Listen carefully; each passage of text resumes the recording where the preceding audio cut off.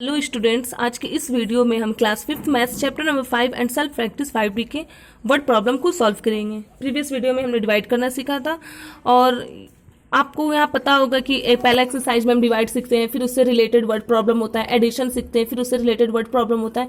But जब exam में ये वर्ड प्रॉब्लम आती है तो हम कंफ्यूज हो जाते हैं कि इसमें ऐड करना है, सब्ट्रैक्ट, मल्टीप्लाई या डिवाइड करना है। तो उसके लिए हमें वर्ड्स को समझना जरूरी है। अगर हम वर्ड्स को समझ गए तो हम इजिली समझ सकते हैं कि इसमें हमें एक्चुअल में करना क्या है।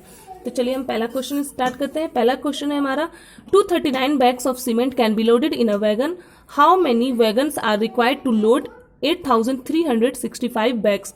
कह रहे हैं कि एक वैगन, वैगन मतलब होता है जिसपे हम सामान, अपने सामान को, मालगाड़ी भी आप कह सकते हैं, जिसमें हम अपने सामान को एक जगह से दूसरे जगह भेजते हैं। तो कह रहे हैं कि एक वैगन में सीमेंट की जो बोरी है वो एक वैगन में 239 बोरी ही हम लोग सीमेंट की बैग्स को रख सकते हैं। तो हमारे पास फिर यहाँ लिखा है how many wagons are required to load 8365 bags. हम एक वैगन में सिर्फ इतना ही रख सकते हैं, बट हमारे पास लगभग 8000 समथिंग बैग्स हैं। हमारे पास सीमेंट की बैग्स कितनी है? 8365। तो 8365 बैग्स को हमें कितनी वैगन की जरूरत होगी जिसमें ये सारी बैग्स अट जाए। जैसे इसमें से अगर हम इसमें से अगर हम 239 बैग निकालें तो वो एक वैगन में जाएगा। फिर अगर इसमें से 239 बैग्स निकाले, बैग्स ऑफ सीमेंट, तो वो दूसरी वैगन में उसे रखेंगे। फिर उसके बाद फिर अगर हम 239 ले गए तो इसी तरह हम तीसरी गाड़ी में रखेंगे। इस तरह से यहाँ पे हम ये देख रहे हैं कि इसी सारी बोरी में से हम बैग को निकाल के सारे मालगाड़ी जो है, वैगन जो है, उसमें हम रख रहे हैं। तो इसका मतलब ये हुआ इन सारे को हम उस मालगाड़ी में क्या कर रहे हैं? डिस्ट्रीब्यूट कर रहे हैं, यानी बांट रहे हैं। तो यहाँ पे हमें क्या करना होगा? डिवाइड करना होगा। ओके, तो सबसे पहले हम लिखेंगे numbers of bags of cement. Number of bag of cement कितना है? 239। ओके, उसके बाद फिर लिखा how many wagons are required to load इतना बैग्स। तो फिर हम लिखेंगे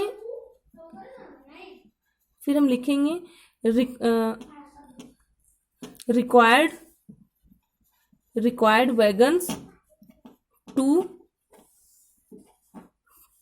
वैगन्स टू लोड 8365 बैग्स, यानी इतना लोड करने के लिए कितने वैगन्स की जरूरत होगी। एंड 8365 को हम डिवाइड कर देंगे किससे? 239 से। तो चलिए हम यहाँ पे डिवाइड करके देखते हैं 239 से कितने टाइम्स में जाएगा। इसे हम ले जाएंगे 2 टाइम्स में ले जाएंगे तो बहुत ज़्यादा कम हो जाएगा। हम इसे ले जाते हैं 3 टाइम्स में। 3 टाइम्स में ले जाएंगे तो यहाँ पे आएगा 717।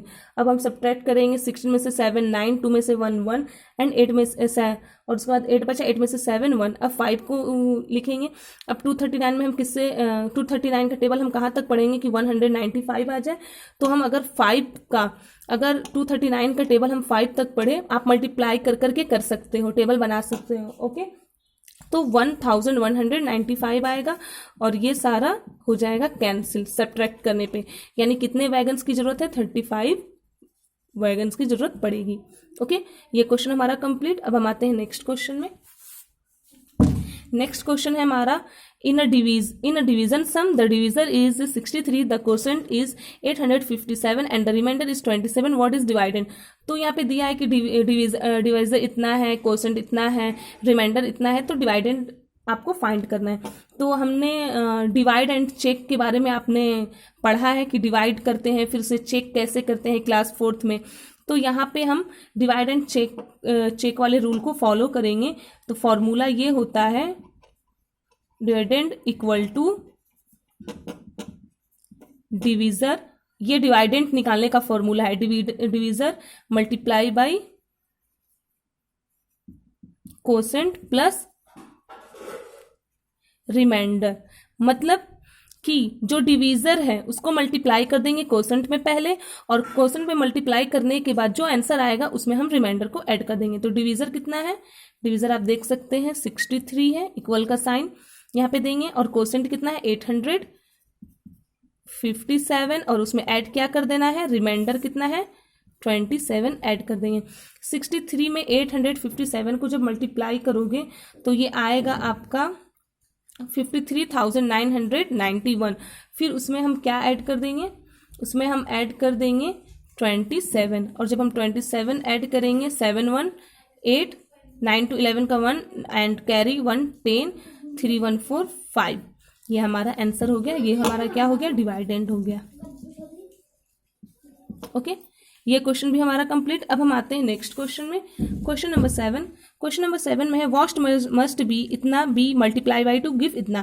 कह रहा है कि इस नंबर में हम क्या मल्टीप्लाई करेंगे कि आंसर हमारा इतना हो जाए।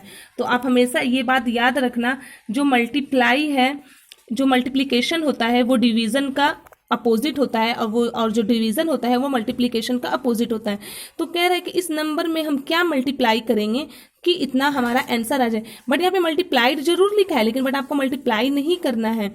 जैसे सपोज यहाँ पे एक नंबर है और यहाँ पे एक नंबर है, और आपका आंसर कुछ समझो यही पे दिया है। ओके, तो कह रहा है कि इस नंबर में हम क्या मल्टीप्लाई करेंगे कि आंसर हमारा इतना हो जाए। हमें यही नंबर फाइंड करना है। तो हम ये फाइंड कैसे करेंगे, ये मल्टीप्लाई में है, जब ये इधर जाएगा तो क्या हो जाएगा, ये डिवाइड हो जाएगा। तो इस तरह से इसे हम कैसे सॉल्व करेंगे, इसे हम सॉल्व करेंगे डिवाइड करके।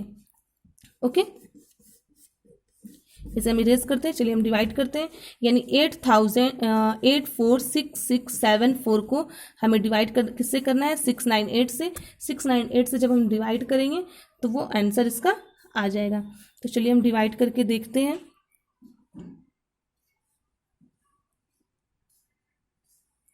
यहाँ पे हम डिवाइड करेंगे, हम यहाँ पे डिवाइड कर लेते हैं 698 को।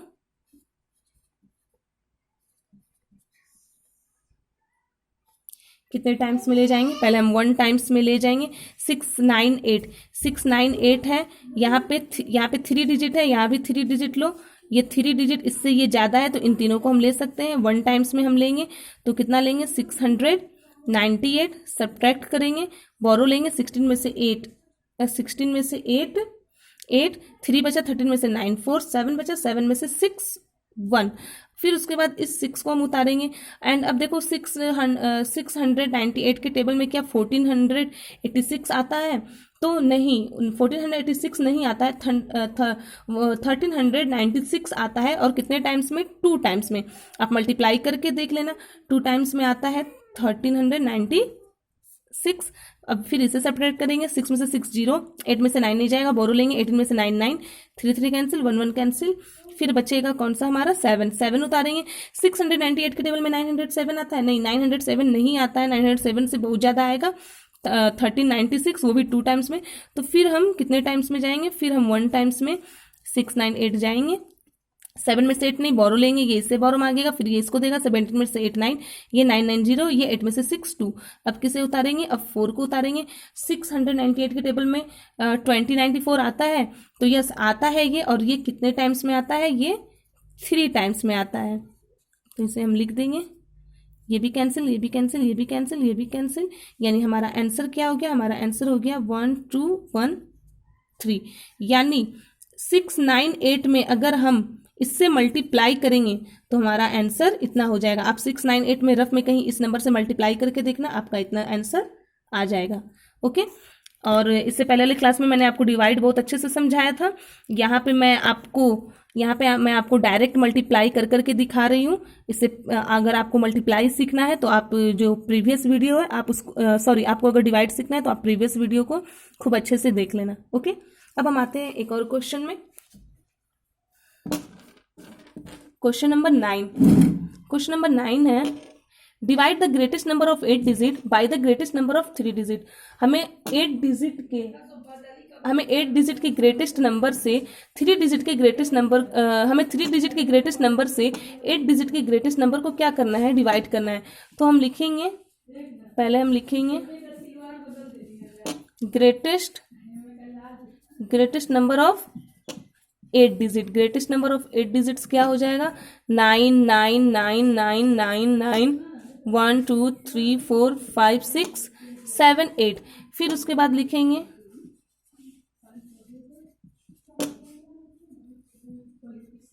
ग्रेटेस्ट नंबर ऑफ 3 डिजिट्स 1 2 3 हो गया। अब हमें इसे डिवाइड करना है, तो 9 से डिवाइड करेंगे 1 2 3 4 5 6 7 8। फिर से काउंट कर लेते हैं 1 2 3 4 5 6 7 8। अब डिवाइड करेंगे, 3 डिजिट है, 3 डिजिट को लेंगे कितने टाइम्स में, 1 टाइम्स में 999, 9 में से 9 0, 9 में से 9 0, 9 में से 9 0। चलिए हम इसे क्रॉस ही कर देते हैं। ओके, अब इस वाले 9 को हम उतार लिए, क्या 999 से क्या 9 ये सब जाएगा? नहीं, तो फिर हम ये दूसरी 9 को उतारेंगे। तो आपको पता है हम डिवाइड में एक बार में एक नंबर को उतारते हैं, दूसरे नंबर को उतारने के लिए हमें क्वेश्चन में 0 लगाना पड़ता है। तो 0 लगाएंगे तब हमें परमिशन मिलेगा इस 9 को उतारने के लिए।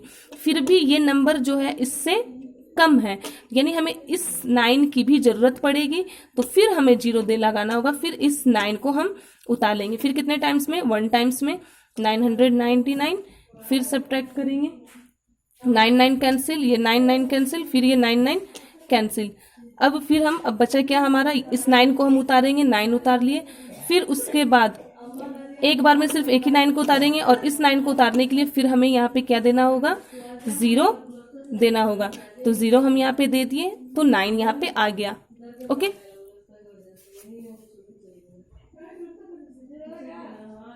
ये 9 हम यहाँ पे लिख दिए, ये यहाँ पे हमारा हो गया। अब बताओ क्या ये 999 से 99 डिवाइड होगा? नहीं डिवाइड होगा। तो हम जो टेबल है, तो वो हम टेबल कैसे पढ़ते हैं, 991 जा 99। फिर इसी तरह इसको हम 2 का टेबल पढ़ेंगे तो कुछ नंबर यहाँ पे आएगा। तो 999 से 99 नहीं जाएगा। फिर इसको इससे डिवाइड करने के लिए हमें क्या करना होगा, तो आपको पता है कि सिर्फ टेबल यहाँ से नहीं स्टार्ट होता है। 999 का टेबल 0 टाइम्स भी होता है। अगर हम इसको 999 का टेबल 0 टाइम पढ़ेंगे तो हमारा आंसर क्या आएगा, 0। यानी फिर 0 टाइम्स में हम 999 का टेबल 0 टाइम्स पढ़ेंगे तो हमारा आंसर क्या आएगा, 0 आएगा। फिर अब सब्ट्रैक्ट करेंगे, 9 में से 0 9, 9 में से 9 0, तो हमारा क्वोशिएंट हो गया 100 और रिमाइंडर हो गया 99। इस तरह से हमारा सारा क्वेश्चंस कंप्लीट। और आपको जो भी नहीं समझ में आया होगा आप वीडियो को 2-4 बार देख लेना, और बाकी के जितने भी क्वेश्चंस हैं आप वो खुद से सॉल्व करोगे। ओके, और जो नहीं समझ में आएगा हम आपको नेक्स्ट वीडियो में बताएंगे। Thank you.